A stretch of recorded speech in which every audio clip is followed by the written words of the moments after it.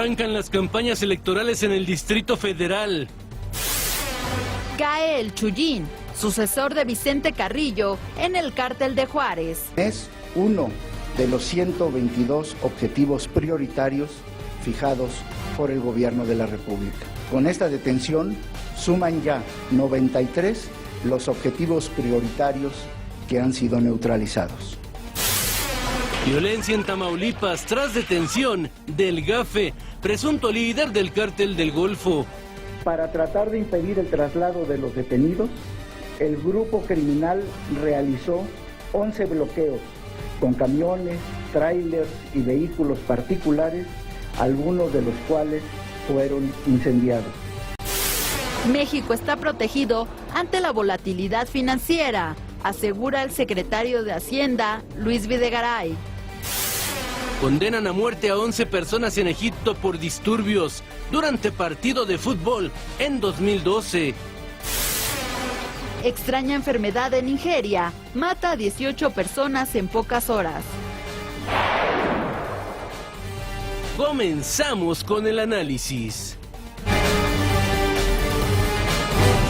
¿Qué tal? Muy buenos días, bienvenidos al Primer Café. Raimundo Riva Palacio, Paco Abundis, ¿cómo están esta mañana? ¿Qué tal? ¿Cómo están? Muy buenos días. Arrancamos con mucha fuerza. Fíjense, les vamos a platicar algo.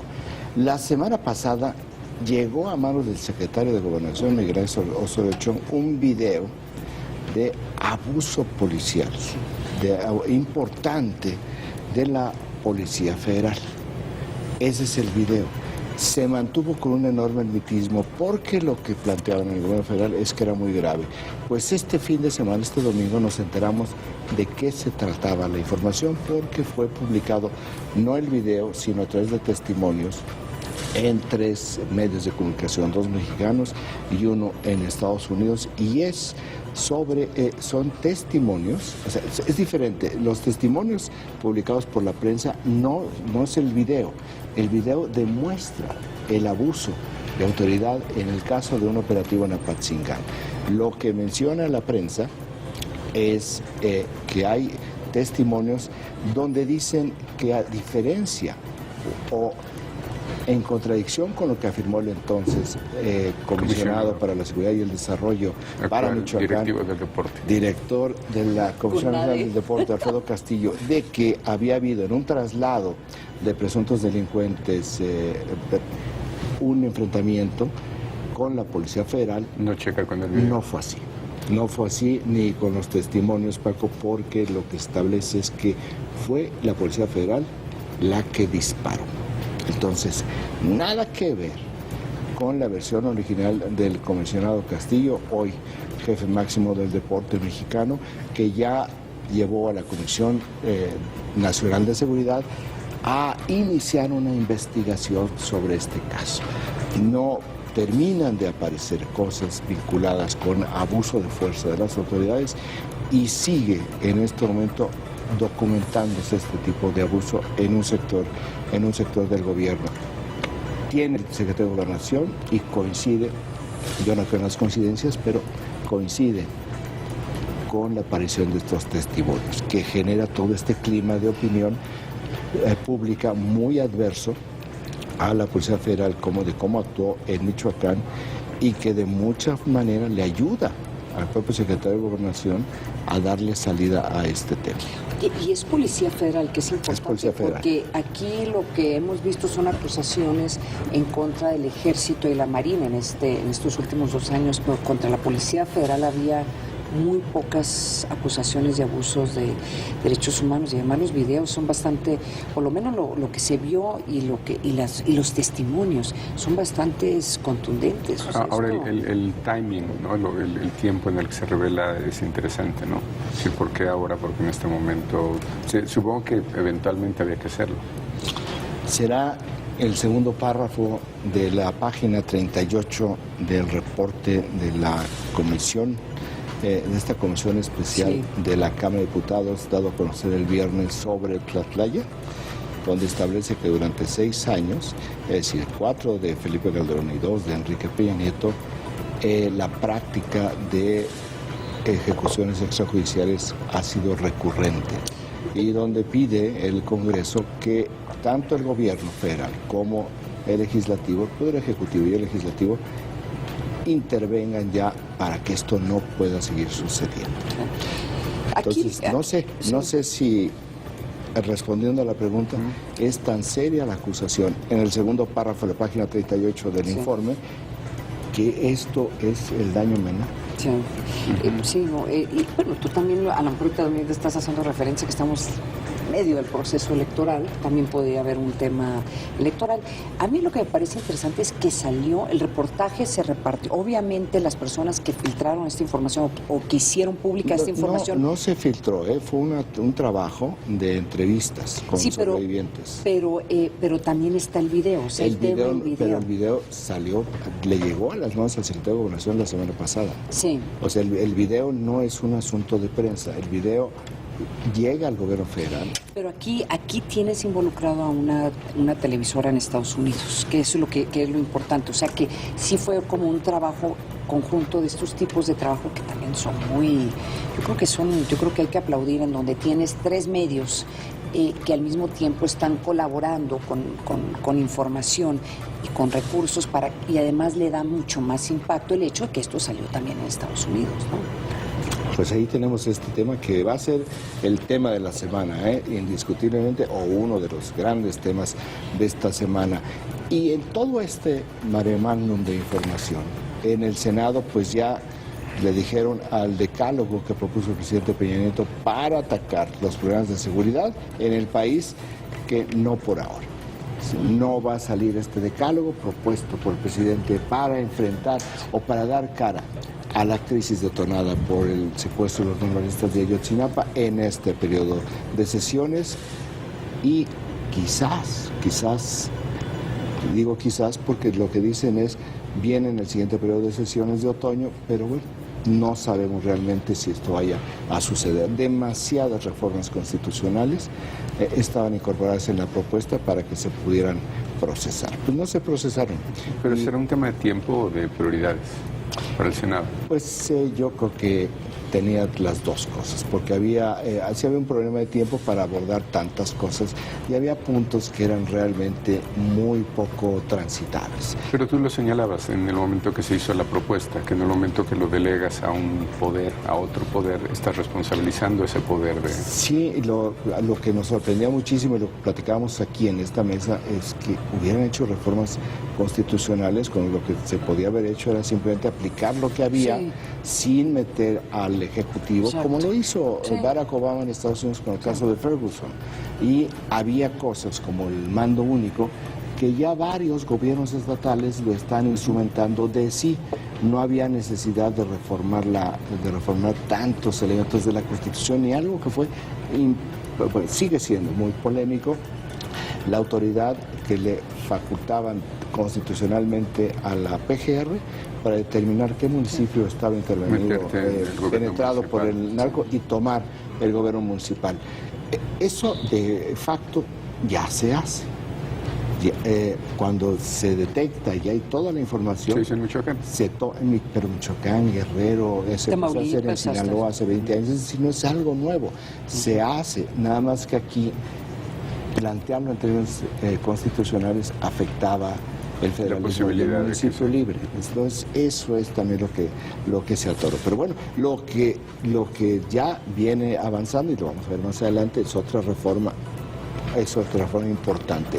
También es muy importante señalar, perdón por la redundancia, sobre el naufragio que se dio ayer frente a las costas de Libia, 130 kilómetros de las costas de Libia, una embarcación que llevaba inmigrantes que iban hacia Italia, hacia la isla Lampedusa. 700 personas de 950, ¿no? Aparentemente murieron. La mayoría de los medios europeos y de los periódicos más importantes en Estados Unidos lo traen en portada. Bueno, en México no, hay 50 negros, Excelsior lo trae. Pero pues realmente no hay esto, que es una de las grandes tragedias humanitarias que se han dado. Es que eso es mucho más importante las campañas. Es la peor tragedia desde la Segunda Guerra Mundial. Es la peor tragedia. Desde la Segunda Guerra Mundial. Bueno, 35% de los impactos en el PAI informativo de la agencia Intelite tiene una información que se dio el fin de semana, de estas cosas raras de los medios, ¿no? Lo que no lo registré el día anterior no importa, después se los doy 3 días después, que vuelve a ser noticia. 35% las fuerzas federales capturaron a quien fue el sustituto del líder del cártel de Juárez, Vicente Carrillo Fuentes. Este sustituto es Jesús Salas Aguayo. ¿O es porque la conferencia de prensa se dio durante el fin de semana? La detención fue el jueves. El jueves, sí. Pero yo creo que se refieren a la conferencia de prensa, pero la nota, no al evento. La nota es lo factual.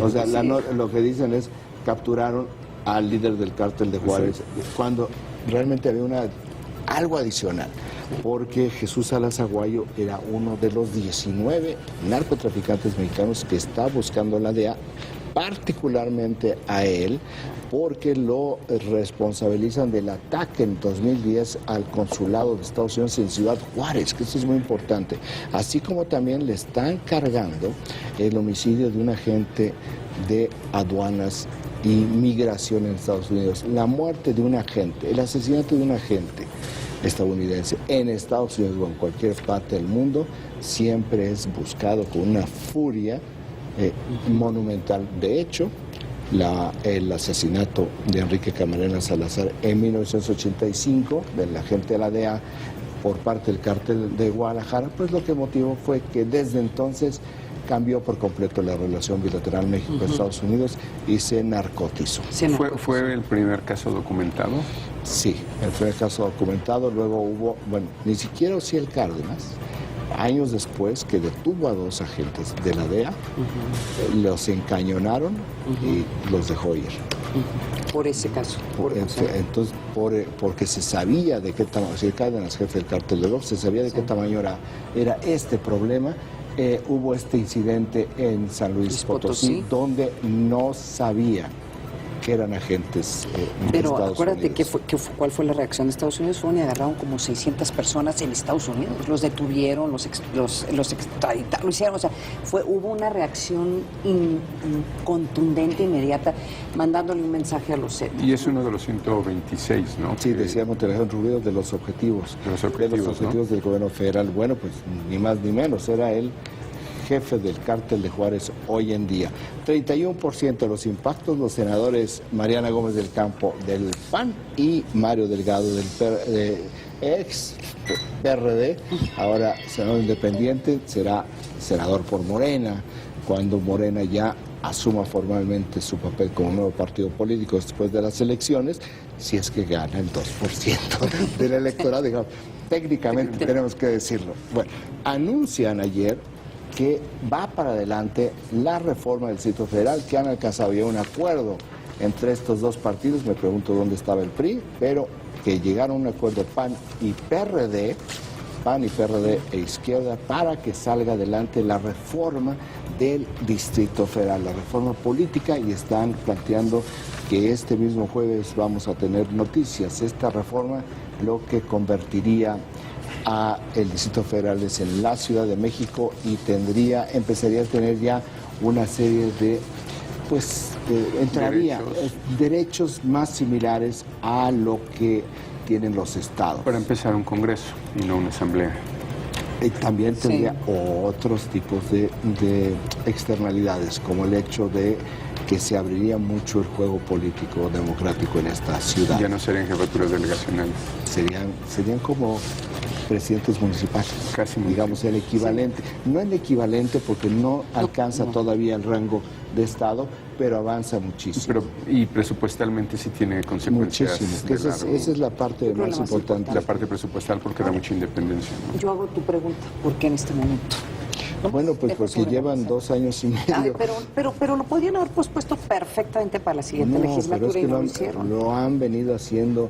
Esta es una propuesta de Miguel Ángel Mancera, desde que toma posición como jefe de gobierno, la ha venido trabajando, estuvo listo a finales del año pasado, pero el propio Mancera vio que las atribuciones que se daban en una parte eran tantas, en un solo articulado, que lo que iba a provocar era un cuello de botella, y él es el que promueve que se vuelva a revisar. Sí. Entonces, no ha sido un asunto de... Político ni... En la primera dijeron, no eres prioritario, nos vamos con el Pacto por México, luego fue avanzando, dijo, no, aquí hay un problema técnico y eso se está resolviendo. Eso es lo que tenemos. Vamos a ver si efectivamente, como lo están anunciando, va a caminar. Según entiendo, en la mecánica se forman dos comisiones, ¿no? Una es para la redacción de la Constitución como tal y otra es como una comisión revisora. Sí. Es de lo que redacta la primera. Entre las cosas que vienen. 18% de los impactos, el secretario de Hacienda, Luis Videgaray, que fue a la reunión de primavera en Washington, la reunión de primavera del Fondo Monetario Internacional del Banco Mundial en Washington, pues ayer estuvo dando entrevistas de prensa en Washington, donde hay una línea conductora. Dice, México está preparado contra la volatilidad financiera en el mundo, lo que hemos visto por el impacto tan fuerte de la guerra de los petroprecios y luego, por si no fuera suficiente, toda esta incertidumbre sobre si Estados Unidos va a aumentar la tasa de interés, si la Reserva Federal va a aumentar la tasa de interés. Ahora es importante que habla de control de volatilidad, no necesariamente que el dólar vaya a dejar nuevamente a estar en el nivel que vaya a regresar a 13 que son pesos, dos cosas distintas. Sí, es nada más que no vamos a estar como locos en los mercados y que un día el dólar aparezca en 16 pesos y el otro día en 15. Así es. Sino está hablando... Va a seguir en 15. Exacto. No lo dicen, pero... Sí. Pero eso No, es y está diciendo, y también el mensaje es que sí, pues hay volatilidad, pero estamos mucho mejor que todos los demás. O sea, también es un recordatorio cómo están los otros, cómo están los otros países. No sé si en estos anuncios habría que destacar de pronto que hay una parte de la economía que le va bien con el precio del dólar. Pues sí, los exportadores. En principio, los 20% están de la fiesta. economía. Exacto. Sí, O sea, claro. están muy, muy de fiesta porque están generando muchos recursos por lo barato de las exportaciones. Dice el secretario Videgaray que el ajuste presupuestal y el nivel de divisas, que está casi en 200,000 millones de dólares, ayudan mucho a que México se prepare para esta volatilidad.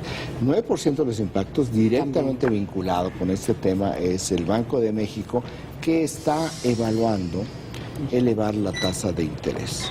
Esta es una información un poco de pregunta de calle, de banqueta al gobernador del Banco de México. Oiga, y México está evaluando si eleva la tasa de interés, si Estados Unidos eleva la tasa de interés, y es una respuesta rápida, porque lo que ha estado señalando el gobernador del Banco de México, Agustín Carstens, es que realmente no van a ver con muchísimo cuidado, porque no están tan convencidos de que si Estados Unidos la eleve, la tenga que elevar México. Esa es una notototota, porque todos, pues se asumía que sube la tasa de interés de Estados Unidos, la mayoría de los países o las En economías, automático. en automático lo iban Porque a si hacer. sube un poco la dinámica, si sube la tasa de interés en Estados Unidos, se van los capitales. Sí. Entonces, por eso dicen, tenemos que subir las tasas de interés para que no se vayan los capitales. Sí, pero eso que implica para todos nosotros, si suben las tasas de interés, pues es más difícil. Tus préstamos son más caros, Ya, es más créditos y difícil tarjetas de comprar crédito. las tarjetas de crédito. El dinero se vuelve más caro, eso es lo que significa que eleven las tasas de interés y las deudas que tienes bancarias pues se elevan de manera automática.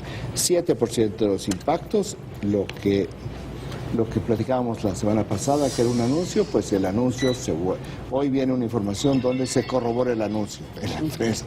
El Instituto Nacional Electoral pues inicia hoy sus foros de discusión donde los partidos políticos van a presentar sus plataformas. El país entero está en el suspiro esperando escuchar las plataformas que van a presentar en el Instituto Nacional Electoral. Le llaman foro de discusión, ojalá que fuera un foro de debate, ojalá que hubiera un poquito de debate. Pues es que eso corresponde a las campañas, eso corresponde a los spots, eso corresponde a los candidatos. Esta es una presentación para que es un poco el Instituto Nacional Electoral diciéndole al electorado, oigan, esto no es una campaña vacía, esta no es una campaña hueca, sí hay propuestas, sí hay ideas, sí hay programa, escúchenlas porque a veces el ruido de los spots nos lleva por otro lado. Es como yo entiendo un poco este intento. No está en el PAI, pero si hubiera una sección de prensa local, se podrá destacar el debate del día de ayer en Nuevo León. Ah, claro. que fue pues interesante por las acusaciones, por no tú que quieres debate. No, en lo local está pasando, no tanto a este nivel federal abstracto, genérico. Van a venir los debates, ahí vamos a ver, y vamos a ver, primer debate va a ser acusaciones y luego ya empezarán a surgir las ideas. Es como las dinámicas, ¿no? De cómo va sucediendo. Primero viene toda esta parte, tiras el lodo, y luego, ya que tiraste el lodo, dices, bueno, si vételo quitando y empieza a decir, a ver si convences. El tema es que queda mes y medio. O sea, y creo que es el único debate en Nuevo León, ¿verdad? Es el único debate en Nuevo León. No sé, creo que hay otro. No, creo que es el único. ¿Es el único? Y el tema se giró alrededor del tema de corrupción. Estoy casi segura que es el único, si hay alguien en el auditorio que nos pueda corregir, pero giró alrededor del tema de corrupción. Pues este es el pie informativo que nos proporciona la agencia Intelite. Ay, yo les tengo que hacer un comentario sobre las portadas. Hacía meses, tal vez 6 meses, en donde no veías ya al secretario de Gobernación y al secretario Videgaray ya reflejándose en las portadas. El secretario Videgaray estuvo en casi todas las portadas el día de hoy, en el Universal en particular. Ya empiezas a ver de nuevo, ¿te acuerdas cómo veíamos casi todos los días que había como una competencia entre el secretario de Gobernación y el secretario Videgaray a ver quién le hacía la nota al día? Pues ya como que están empezando a aparecer de nuevo, no sé si por las mejores razones, pero sí ya están. Ya los dos supersecretarios del presidente Enrique Peña Nieto están de nuevo reflejados en las portadas. Pues como comunicación política está bien, pues ¿no? Está, mira, no es una correcta, o sea, ni siquiera lo tomen como crítica. Es que desapareció el secretario de Gobernación. Que le quiten un poco de reflector al presidente, porque si no agarra todo, ¿no? Positivos, negativos y lo que ven en medio. Sí, no es una crítica necesariamente. Sí hay una diferencia importante en esta relevancia que le dieron a la nota de los migrantes en Libia, ¿no? Prácticamente en toda la prensa extranjera ocupa en el país una foto latina. Claro, es un poco nuestras lógicas, ¿no? La prensa mexicana desde los 60s, lo más importante es la declaración. En el mundo lo más importante es el hecho. Entonces esa es un poco la dicotomía que hay sobre medio. Creo que lo que sorprende es como si... Este es un evento que tiene que ver con migrantes, con ilegales, y es como si eso no nos incumbiera. Exacto. Y el número de migrantes que han muerto cruzando Estados Unidos. Fuera de nuestro ombligo. Que es un sacrilegio lo que estás diciendo. ¿Qué no es que solo vemos nuestro ombligo? O sea, por supuesto que esto está... Inclusive técnicamente las relevancias de lo que es información, este es un tema de proximidad, dentro de las primeras categorías de por qué es noticia. Por la proximidad, es como un terremoto en Japón, siendo México, por cierto, hubo uno ayer y hubo un tsunami, siendo México un país con movimiento sísmico, eso importa, siendo un país con este problema, tanto de Centroamérica en México como de mexicanos en Estados Unidos, por supuesto que es una información de principales titulares en los medios. Para México. Y de hecho hay una nota muy importante ayer en El País. Se multiplicó por 3 el número de migrantes ilegales el año pasado. Sí.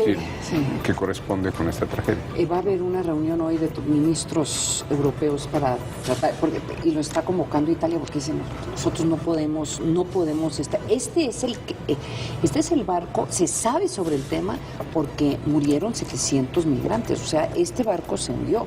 ¿Qué tal todos los otros barcos que están llegando, particularmente a Italia, que no se están, o sea, el número de migrantes que están ingresando a Europa en este momento sí se vuelve un tema de discusión.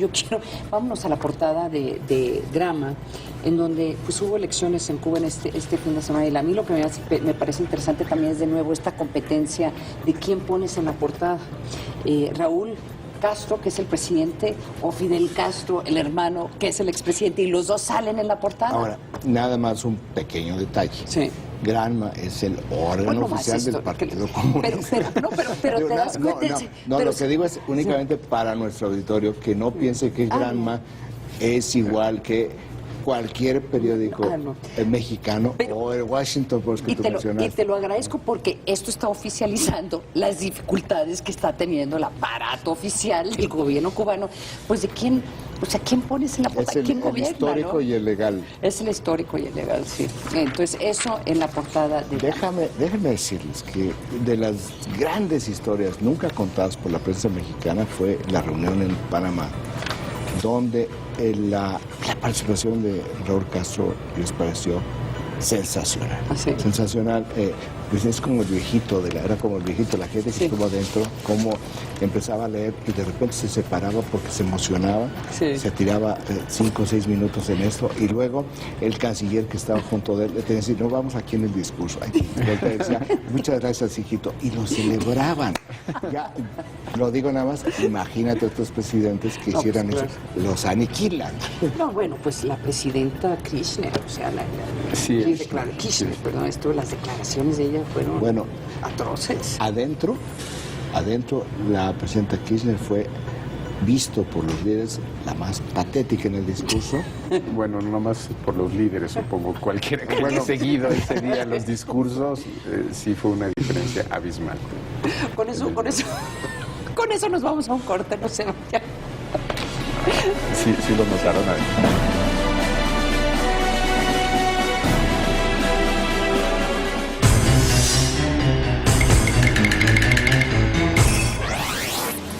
Turismo en México.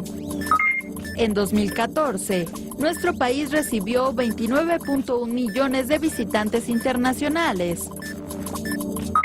Una de cada 39 personas que viajaron el año pasado eligieron México. El dato útil para comentar en el café.